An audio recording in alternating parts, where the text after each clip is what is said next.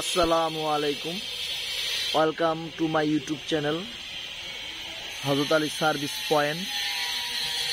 আজকে আপনাদের জন্য নতুন একটা তথ্য প্লাস নতুন একটা জিনিস অথবা টেকনিক শেখানোর জন্য এবং জানার জন্য এই ভিডিওটা করতেছি।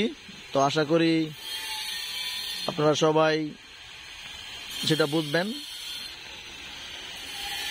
আমরা বাইরে প্লাম্বিংয়ের যে খাড়া মেন লাইনটা উঠাইতেছি সেটার জন্য আমাদের অবশ্যই বুশ প্লাস সকেট দরকার হয়, প্রয়োজন হয়। এগুলো যদি না থাকে তখন আপনি কিভাবে কাজ করবেন? দেখেন আমার একটা পাঁচতলা সেটে কাজ চলতেছে। তো এখানে আপনার সিপিবিসি লাইনটা উঠানো হইতেছে। এই দেখেন এই পাশে উঠানো হয়েছে সিপিবিসি লাইনটা, তো এই পাশে উঠাইতেছি। এই যে লোক কাজ করতেছে, এই যে পাইপটি দেখেন, এই দেখেন এই যে একটা পাইপ। তো এটা হলো 100 ইঞ্চি পাইপ। তার উপরে দেখেন আরেকটা পাইপ আছে, মুখ আছে, ওই যে ওটা হলো 100 ইঞ্চি, আর সরি এটা হলো 1 ইঞ্চি পাইপ। তো 100 ইঞ্চি পাইপ থেকে আপনি 1 ইঞ্চি পাইপ একটা বুশ লাগবে বানানোর জন্য, যাতে করে উপরে থেকে নিচে নামে আস্তে আস্তে চিকন হয়।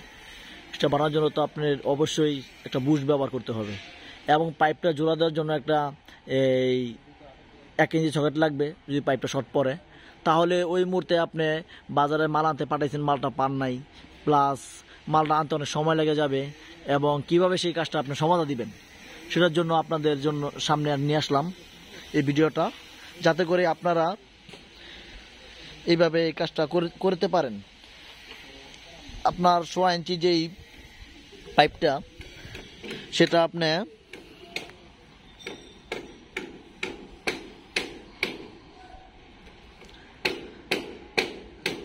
100 ইঞ্চি যে পাইপটা, এই যে এই পাইপটা এরকম আমাদের যেই 1 ইঞ্চি সকেটটা পাওয়া যায়, দেখছেন এই যে একটা 1 ইঞ্চি সকেট, এটা হলো এই কোম্পানির সকেট।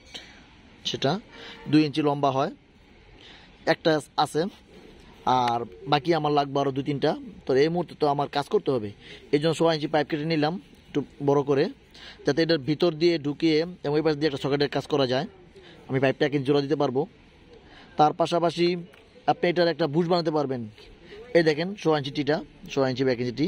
তো এটার মধ্যে যদি আপনি এই পাইপটা ঢুকাই দেন তাহলে হলো আপনার 100 ইঞ্চি, এটার ভিতরে আপনি 1 ইঞ্চি একটা পাইপ ঢুকাই দিবেন, তাহলে হয়ে গেল আপনার bush 100 inch by 1 inch bush. যেমন এই যে সিপিবিসি পাইপ 1 ইঞ্চি, তো এটার ভিতরে আপনার এভাবে এটা আঠা দিয়ে খালি ঠেলা দিলেই হয়ে যায়।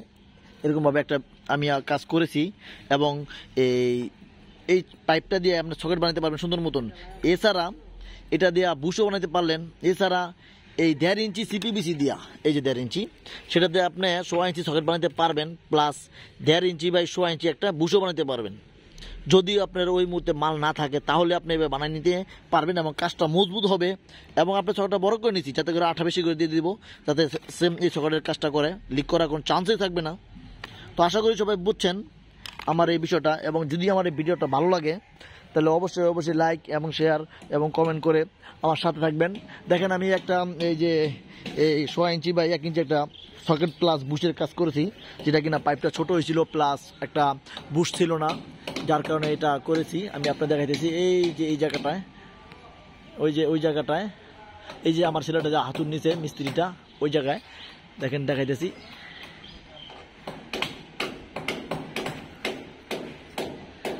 সাব্বির আতলা সরাও, ওই দেখেন ওই দেখেন এই যে জোড়া নিচে দেখেন, এই যে 100 ইঞ্চির পরে এই যে হাত জানা দিচ্ছে এই জায়গায়। আমি আর একটু জুম করতেছি। সাব্বির আতলা সরাও, সাব্বির আতলা সরাও, কেলামটা সরাও, কেলামটা সরাও, খোলা লাও, সরাই দাও, হাত সরাও। এই দেখেন এই যে এটা উপরে মোটা পাইপ দেখা যায়, নিচে 1 ইঞ্চি পাইপ, এবং বুশের কাজ করছি প্লাস সকেটের কাজ করছি, লম্বা করে নিচে 1 ইঞ্চি নিয়ে এসে বসি। তো চাইলে এভাবে কাজটা করতে পারবেন আপনারা। যদি আমার ভিডিও ভালো লাগে অবশ্যই আমার সাথে থাকবেন এরকম আরও আপডেট ভিডিও দেওয়ার জন্য। আসসালামু আলাইকুম।